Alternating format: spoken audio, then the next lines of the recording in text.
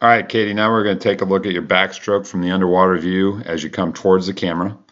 And again, we can just see at the entry how far back behind the head you're reaching. So just on that right arm, you can see how flat your shoulders are at entry.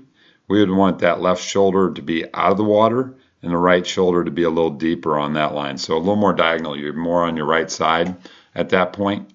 And what's happening is you're flat when the shoulders enter, and then you're reaching well behind the head to create the catch. And what happens is you'll see here, you're going to grab air as your hand comes in to try to sweep, because the hand's going to sweep across as you're trying to pull. And you can just see all this water that you're carrying, or sorry about that, air that you're carrying on your hand. And you're just carrying that all the way through the pull on the right side. So as we come back through to the finish of the pull, you can just see those air bubbles are still a part of the hand being pushed all the way through. And we want to clear those air bubbles as soon as we enter the water so that our hand is making contact with the water only, and then we're pulling water all the way back through our hips. That's going to give us a lot more surface area, a lot more power on our catch. On your other side, on your left side, we can see you're flat again, and what that creates is down through the elbow, you're in a decent position, but then your arm is out here to the side, and we would like to see that hand up a little bit above the elbow in a position to catch water and then push back instead of so far down.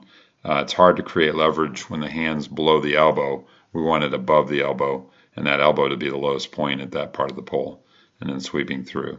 And you can just see on both sides how deep, how far behind the head that hand is entering on each side. And then on the right side, you can just really see how you're carrying air all the way through the pole. And again, just see on this side, I'm going to circle it again. This is just all air that you're holding on to, which really, if you're feeling like you're not catching the water, that's a lot to do with that. You're not really feeling the water. You got all this air that's on your hand that's kind of distorting your feel for the water. Not so much on the left side. You clear it off a little bit better.